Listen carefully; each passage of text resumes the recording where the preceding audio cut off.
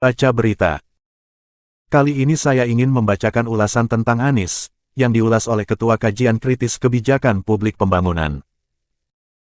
Tapi sebelumnya silakan tekan tanda like, merah dan lonceng, karena semua itu gratis. Sahabat baca berita. Diprediksi, sepertinya gerakan untuk menggagalkan Anies sebagai capres Nasdem akan semakin meningkat menjelang 2024. Pertemuan Surya Paloh dan Luhut di London disenyalir membicarakan hal seputar Anies. Walaupun keduanya baik Surya Paloh dan Luhut tidak memberikan keterangan resmi. Hanya orang dekat Surya Paloh memberikan pernyataan, bahwa pertemuan itu biasa saja sebagai tokoh bangsa. Membicarakan masalah kebangsaan secara umum. Pernyataan yang masih normatif. Jika dipahami begitu risaunya kelompok tertentu dengan pencapresan Anies sebagai capres dari Nasdem. Tidak serisau atau segelisah dengan isu pencapresan terhadap Puan, Ganjar, Prabowo atau Erlangga. Mengapa harus Anies yang menjadi ketakutan, kegelisahan, kerisauan dalam pemilu 2024? Ketakutan, kegelisahan, kerisauan hanya karena popularitas Anies meningkat berdasarkan berbagai analisis lembaga survei, maka pandangan tersebut tentunya bisa diterima. Wajar ada ketakutan, kegelisahan, kerisauan terhadap Anies. Ada rasionalitas politis hitungan bagaimana Anies bisa dikalahkan untuk 2024. Karena dari hasil lembaga survei analisis Anies selalu unggul. Namun jika dipahami ketakutan, kegelisahan, kerisauan terhadap Anies, bukan lagi pada realitas empirik, atas dasar hasil survei jejak pendapat. Tapi cenderung pada kebencian personality terhadap Anies. Selama 5 tahun Anies menjadi gubernur DKI. Setidaknya bisa menjadi ukuran parameter rasional, apakah Anies berhasil atau tidak memimpin Jakarta. Tolak ukur parameter itu yang seharusnya menjadi catatan untuk menilai Anies. Dan itu cenderung diabaikan oleh pembenci Anies. Framing politik pembenci Anies yang disebarkan melalui pemberitaan media, selalu pada diksi narasi politik identitas. Anies diasosiasikan, disimbolkan pada perspektif politik identitas.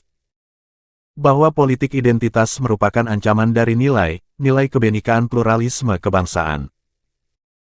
Sebuah analogi sosiologis politis yang ngawur, yang tidak berdasar dan tentu sangat menyesatkan. Sebuah keniscayaan sejarah yang tidak bisa ditolak oleh siapapun, bahwa keindonesiaan itu lahir karena adanya pluralisme kemajemukan di tengah kehidupan masyarakat. Dan itu sudah ada sebelum lahirnya Indonesia dalam bentuk negara. Dan tidak ada satu pemimpin di negeri ini yang menolak tidak berkomitmen pada nilai pluralisme kemajemukan. Oleh karena itu pluralisme kemajukan harus dapat dipahami ditempatkan pada sebuah kenyataan sosiologis antropologis. Konsekuensi logis tentu tumbuhnya berbagai macam aliran pemikiran di tengah masyarakat. Keberadaan berbagai macam partai politik misalkan, salah satunya merupakan implementatif refleksi dari itu semua. Dan itu sebuah kenyataan yang tidak bisa dipungkiri. Menjadi ciri khas karakteristik dari keberadaan partai politik di Indonesia. Sejak tahun 1955 dalam pemilu pertama, di awal kemerdekaan dinamika politik aliran ke partai yang diikuti kurang lebih 30 partai politik sesungguhnya sudah dimulai. Hingga detik ini pun keberadaan partai politik masih sama tidak berubah dengan apa yang terjadi di tahun 1955. Semuanya, keberadaan partai politik masih mencerminkan sifat pada aliran pemikiran yang ada di masyarakat.